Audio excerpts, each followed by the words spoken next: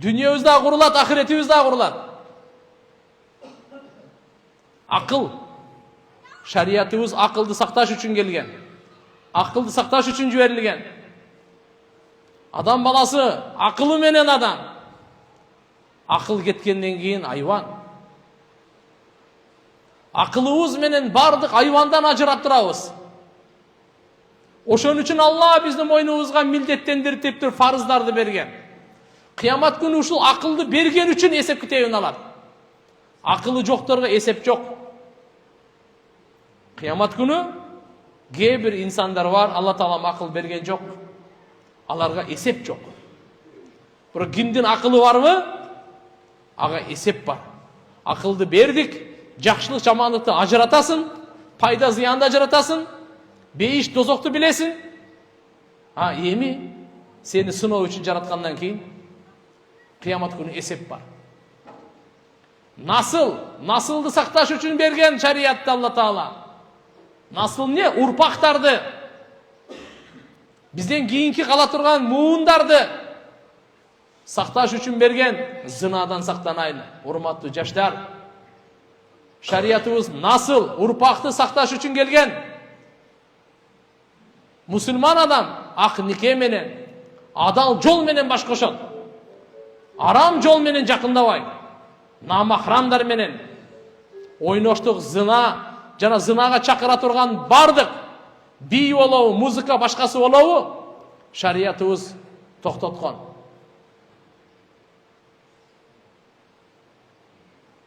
Мынаке улуу динибиздин максаты. Шариятыбыз динди сакташ үчүн. Динди кантип жакшы иштерди кылып, жаман иштерди сактанып сактайбыз. Ошон үчүн бизде Алла Таалам дене берип, денеге байланыштуу ибадат намаз берди. Акчага, мал, мүлккө байланыштуу Алла Таала зекет, үшүр, садака өкүмдөрүн берди. Акимус сала ва атуз зака. Намазды тургузгула, жараткандын буйругу. Зекетти берип тургула, о байлар, жараткандын буйругу. Allah bizdin namazımızga muhtaç emez. Bizdin zeketibizge muhtaç emez. Namazdın paydası özümüz üçün. Zekettin paydası özümüz üçün. Namazdın berekesi özümüz üçün. Zekettin berekesi özümüz üçün. Namazın sovabu özümüz üçün. Zekettin sovabu özümüz üçün. Namazdı egerde çınığı namaz okusa jike adam oңолот. Zeket menen коомчулук oңолот. Namaz menen jeke adamlar oңолот. Namaz menen жаштар oңолот. Карыялар oңолot. Эркектер oңолot. Аялдар oңолot.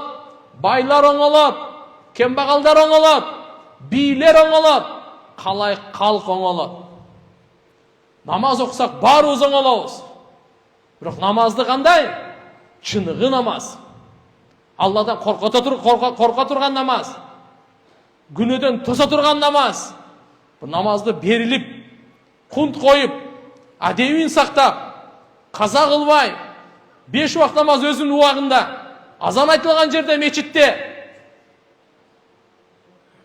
Allah'ını istep rükû kılıp, Allah'ını istep sajda kılıp, Allah'dan korkup, kol baylap durup, dünyanın bardık pikiri, bardık gam problemasından boşop, ahiretke cüzlenip, ушундай намаз Алланын жардамын тартат, кабырды нурга толтурат. Ахиретте нур болуп пил сыроттон өткөрөт. Сырот көпүрөсүн өткөрүп, бейишке киргизип коет. Ачкычын колуңа карматып. Дүйнөдө дагы жакшылык, ахиретте дагы жакшылык. Дүйнөнүн дагы жамандыгынан, кордугунан, ахиреттин бактысыздыгынан, шермендечилигинен сактай турган бул намаз. Namaz 5 vakt namazga ele, cumaga ele emez, 5 vakt namazga beken boloylu. Musulmanga 5 vakt namaz. Namaz bul din. Namaz kimdin? Namazı oңolsa, жашоосу oңолот. Namazı buzulsa, жашоосу buzulot. Namaz aramdan toktotot. Kılmıştуулуктан toktotot. Buzukулуктан toktotot. Uyatsızlıktan to'xtatadi. Inna solat tanha anil fahsha'i wal munkar.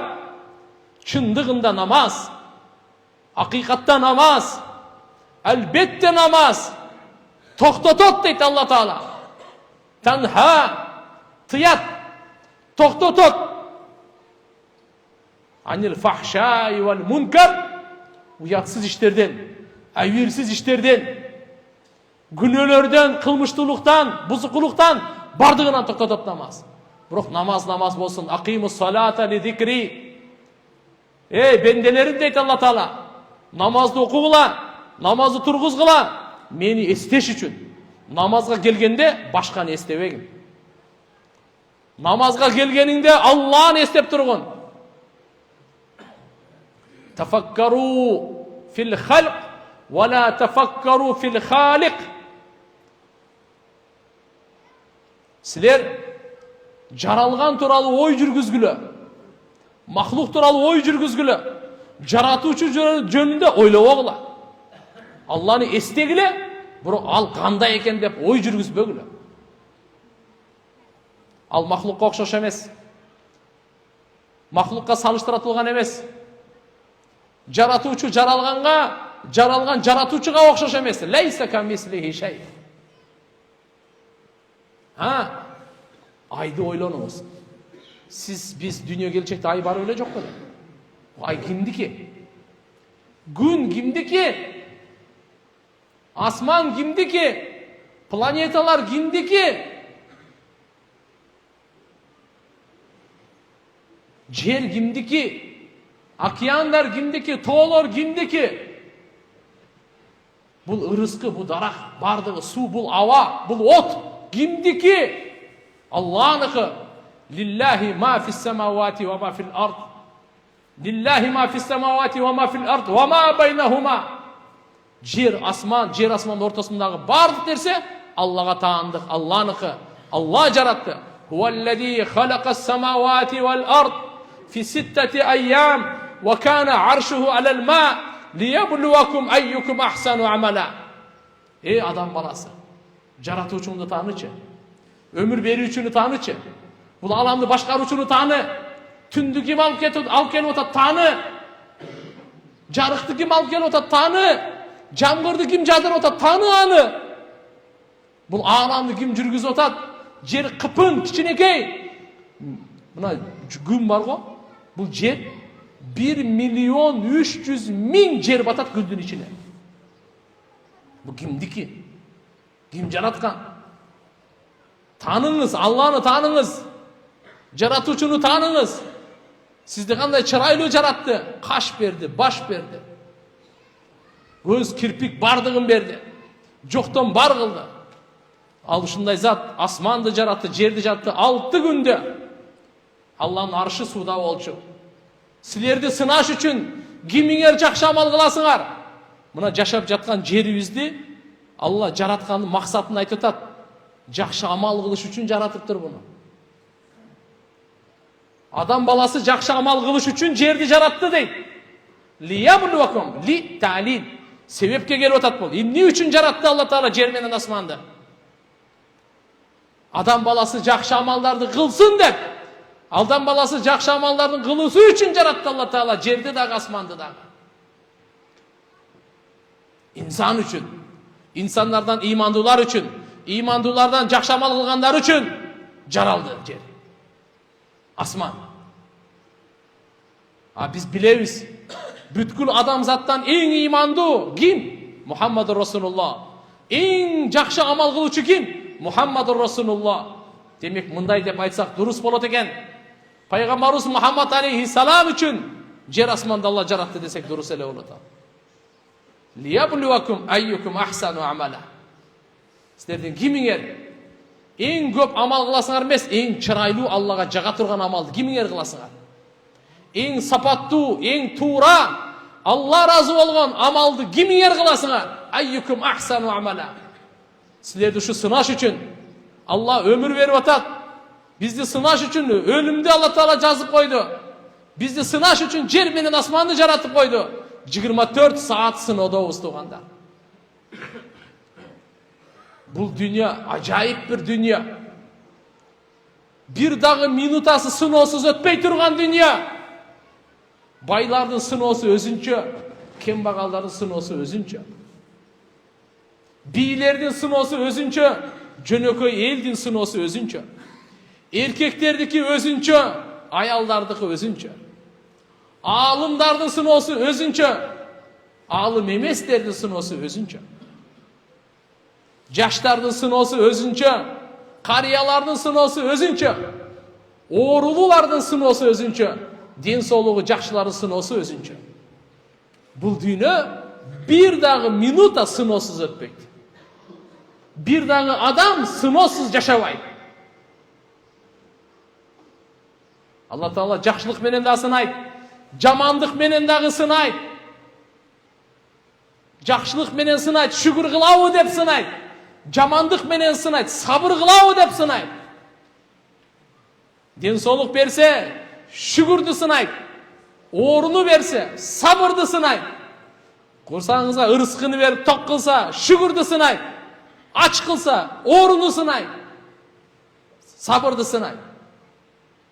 Тугандар, Алла Субханаху ва Таала мейримдүү, райымдуу, бактылуу болушуна дин берген. Демек, намазга бекем болойлу. Намазга бири-бирибизди чакырайлы. Бири-бирибизди намазга бекемдейлі. Намазыбызды жандандырайлы. Намазыбызды нурлайлы. Намазыбызды Алла буйргандай окуганга аракет кылайлы. Намаз биздин стандарт. Күнөөдөн сактаганга биздин колубуздагы сертификат. Намаз эртеги ахиретке барганда бейишке киргенге ачкыч. Андыктан келиңиздер, намазды намаздай окуйлу. Канча фарызы бар, канча важиби бар, канча сүннөтү бар, кандай адеби бар, кандай денеси бар, кандай руху бар. Намаздын да денеси бар, руху бар. Намаздын бул денеси тарат алып, кийим таза, дене таза, жер таза, кыбланы карап. Вакыт киргенде Аллаху акбар, рүкүсү, кырааты, кыямы, каадасы, саждасы, булардын бардыгы сырткы көрүнүш, булардын бардыгы денеси. Намаздын руху, намаздын жаны, хушу, худу, Алладан коркуу. Канчалык намазда Алладан коркуу болсо, ошончолук жандуу болот, ошончолук берекелүү болот, ошончолук нурлуу болот, ошончолук Алланын жардамы түшөт, ошончолук ийгиликтүү болот, ошончолук дүнүйө ахиреттин маселесин чечүүчү болот. Намаз. Ал эми экинчи зекет. Зекет менен коомчулук оңолот, кошуналардын жашоосу оңолот, туугандардын жашоосу оңолот, бейбечаралардын жашоосу оңолот, кембагалдардын жашоосу оңолот, айылыбыздын жашоосу оңолот, районубуздун жашоосу оңолот, областыбыздын жашоосу оңолот, элибиздин, мамлекетибиздин жашоосу оңолот. Зекет менен. О, байлар. Зекеттин пайдасы бейбечаралар үчүн эмес, өзүңүзгө ырайымдуулук үчүн. Өзүңүздүн тазаланууңуз үчүн. Куранда Алла Субханаху ва Таала айтат. Пайгамбар саллаллаху алейхи ва салламга мындай дейт да: Худ мин амвалихим садака. Аллахумма салли аля Мухаммад. Худ мин амвалихим садакан тутаххирухум ва тузаккихим биха. Эй Мухаммад, алардын мал мүлкүнөн садака алгын. Аларды тазалай турган. Аларды өнүктүрө турган. Аллаху акбар. Урматтуу жамаат, көңүл буруп угуңуз. Пайгамбар саллаллаху алейхи ва саллам Алла Таала буйрук берип атат. Алардан садака, мал мүлкүнөн садака ал, зекетин ал. Так. Зекеттин эки пайдасы бар. Биринчиси тазалануу, экинчиси муктаждыктарды жоюу. Бейбечаралардын муктаждыктарын жоюу. Зекеттин пайдасы тазалануу. Зекет бергендер, ой байлар уккула. Зекет берсеңиз, жүрөгүңүз тазаланат. Каныңыз тазаланат. Мал мүлкүңүз тазаланат. Сиздин диниңиз тазаланат, мүнөзүңүз тазаланат, денеңиз, рухуңуз тазаланат. Бул зекет тазалайт. Зекет деген сөздүн өзү мааниси тазалоо. Экинчи мааниси өстүрүү, өсүү, көбөйүү. Зекетти бейбечараларга берет, алардын кажети бүтсүн деп. Бирок ал бул жерде экинчи зекеттин максатын айткан жок. Биринчисин айтты, экинчисин айткан жок. Bundan bilindi zekettin negizgi maksatı tazalanуу eken. Beybeçaralardın kacetin bütürü emes eken. Beybeçaralardın kaceti zimnen mındayça aytkanda oşo tazalanуу içinde özünçe kirip ketет экен. Ошон үчүн байлар зекет берип атканда мен бунун муктаждыгын бүтүрүп атам. Бунун мен ишин бүтүрүп атам. Бунун кажетин бүтүрүп атам.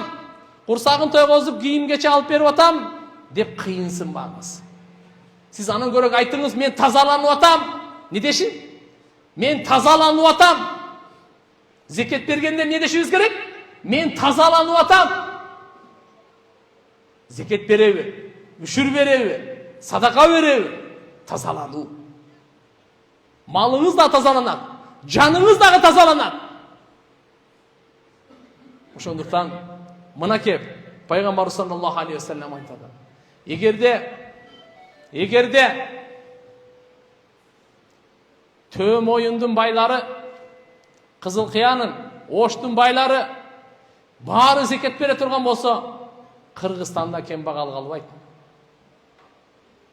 Ошон үчүн Алла Таала ва акимус сала ва атуз зака. Намазды тургузгула, зекетти бергиле. Эки өкүмдү берди. Намаздан жеке өзүң оңолосуң, зекеттен коомчулук оңолот. Биздин айылыбыз оңолот. Айылыбызга береке келет. Арам токтойт. Шайтандык токтойт. Жылаңаштык, уятсыздык токтойт. Бейбечаралык, уурулук, буурулук токтойт. Кембагалдар байларды жек көрбөй калат. Мал мүлкүнө кызыкпай калат. Аларды жакшы көрүп калат. Ошон үчүн агайын мусулман бир туугандар, Алла субхана ва таала Кур'анда каерде намазды айтса, ошодон жанында жолдоп эле зекетти дагы айткан. Биз дененин ибадатын да аткарайлы, мал мүлктүн ибадатын да аткарайлы. Кимде бүгүн 280.500 сом, 280.500 сом, 85 грамм алтын. Ошонун накталай акчасы жетсе, же болбосо соода кылып аткан товарларынын акчасы жетсе, макулбу?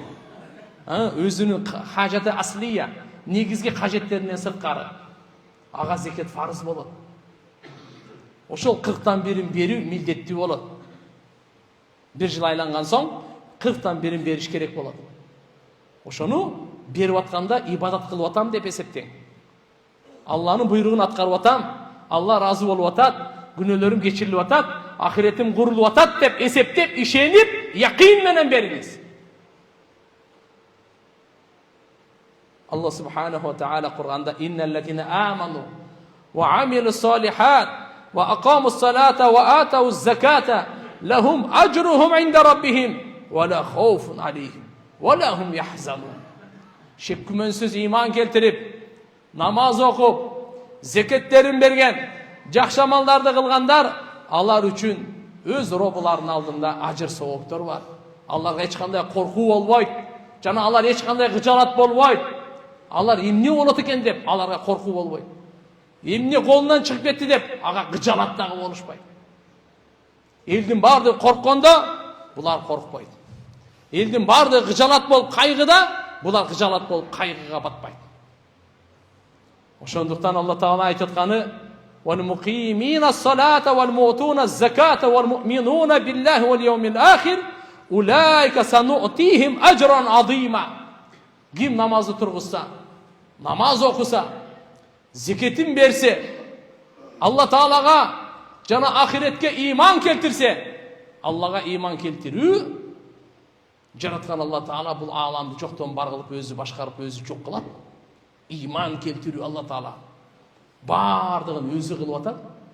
Күнді Алла шығарып атат, ысықты Алла беріп атат, жамғырды Алла жадырып атат, мөмө жеміш, дан азықтың бардығын Алла субханала тағала сізге бізге күн сайын өмірді жаңыдан беріп атат, ақылды жаңыдан беріп атат, денсаулықты жаңыдан беріп атат. Кечеги жүрегіңізді соққаны бүгінгі емес, кечеги бөлек, бүгін башқача жүрегіңіз соғып атат.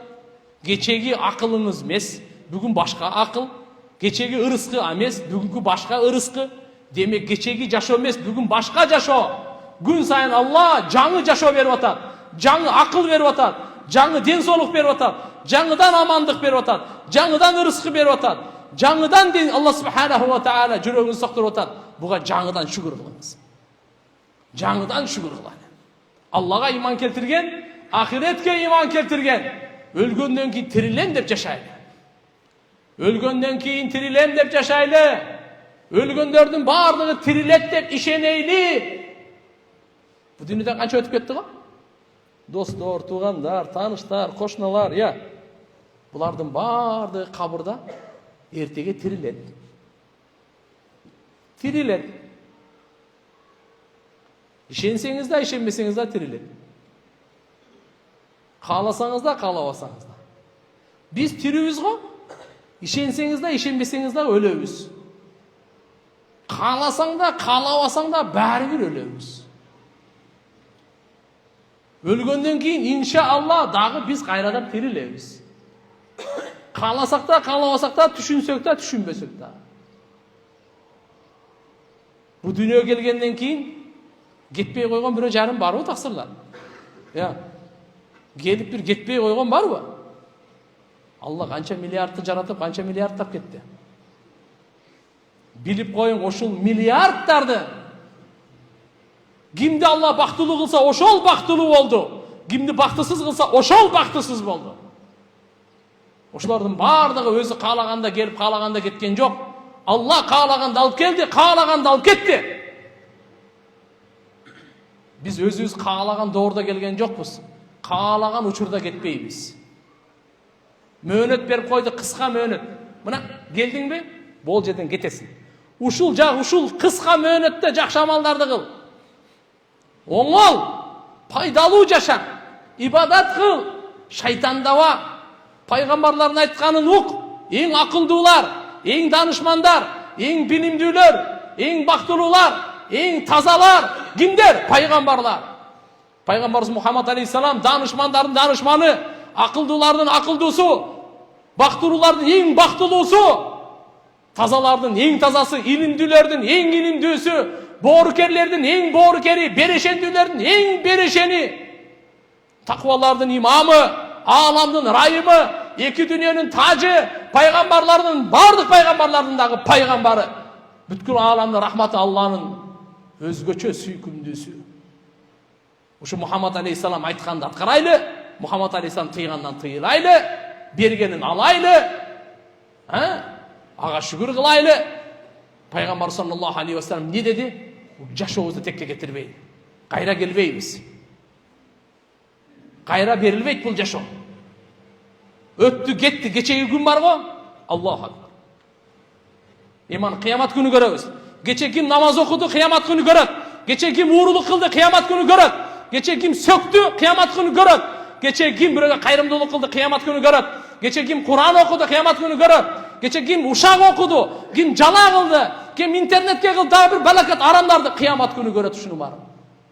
Кыямат күнү көрөт. Кечеги жазылды, сакталды. Бардык Алла субханаху ва тааlanын алдында такталды. Yawma yab'asuhumullahu jami'an fayunabbihum bima amilu ahsahu Allah wa nasu wallahu ala kulli shay'in shahid. Эрте кыямат күнү Алла таала баарыңарды тирилтет. Кылган амалдарыңардын бардыгын кабар берет. Ким эмнени сүйлөдү, эмне ишти кылды, бардыгы жазылган, бардыгын кабарын берет Алла таала. Ahsahullah wa nasu. Сиз унутуп калдыңыз, бирок Алла эсептеп унутпайт, жазып койгон бар. Кече мен канча жолу ла илаха иллаллахны айттым, эсимде жок да. Ушу Рамазанда канча жолу астагфирулла айттыңыз, эсиңизде барбы? Жок. Канча Куран окудуңуз, эсимде жок. Биз унутуп калдык. Ahsahullahu wa nasu. Бенделер унутуп калды. Жакшылар да унутуп калды. Жамандар да унутуп калды. жакшылыктарын, ибадаттарын, сооптарын унутуп калды. Жаман күнөөлөрдү унутуп калды. Канча ушактады, канча каргады, канча алдады. Унутуп калды. Ахсахуллаху ва насу. Бенделер унутчак, унутуп калат. Алла унутпайт, сактап коет. Эрте кыямат күнү кабарын берет Алласында. Китепте жазылган, китепти берет. Мындай кылып. Икра китаба. Китебиңди оку дейт. Так. Мен төм оюнда жума күнү баян кылган экен. Мен төм оюнда жума күнү баян уккан экен. Мечитте болдум. Бу жазылган. Икра китабак. Кафа би нафсика al-yawm alayka hasiba. Бүгүн сизди эсептегенге башка бухгалтердин кереги жок. Башка бирөө эсептеген керек. Өзүңүз жетиштүүсүз. Өзүңүздүн эсебиңизди аласыз. Китепти окуйсуз. Адам баласы таң калат экен. Я Алла. Бир да кичинекей нерсени таштабай жаза бериптир го, Чоң нерсени го, чоң нерсе. Кичинекей нерседен бери бардыгын жазган. Эч нерсени таштаган эмес. Мына периштелер. Агай мусулман бир туугандар. Жараткан Алла субхана ва таала бизге өмүр берип атат. Да. Тура пайдаланайлы. Жаратты Алла Таала жерди, асманды тура пайдаланыш үчүн. Зарылчылыгыбызды аткарайлы, тура пайдаланайлы. Суудан, жерден, абадан бардыгынан тура пайдаланайлы. Жана ушу жаралгандан ой жүргүзөйлү. Алла Таала кандай кылып сууну жаратты? Кандай кылып отту жаратты? Качан жаратты? Бу жерди качан жаратты? Ибн Умар радıyallahu anhumadan риваят, пайгамбарыбыз саллаллаху алейхи ва саллям айтат: жер менен асманды жаратаардан мурда 50.000 жыл мурда. Канча? 50 жыл эмес, 50.000 жыл мурда Алла Таала барды калк махлуктардын тагдырын жазып койгон дейт. Муслим шарифте. Биздин жолукканыбыз тагдырда бар экен, ой төм оюндуктар.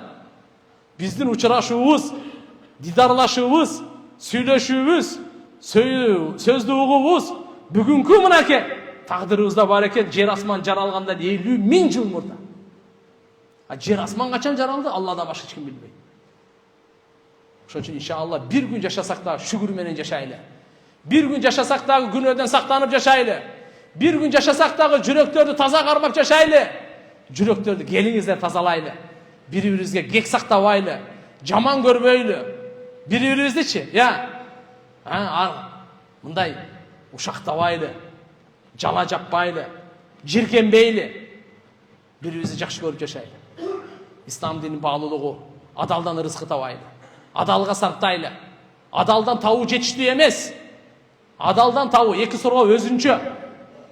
Мимман ихтасаба ва мимма анфака.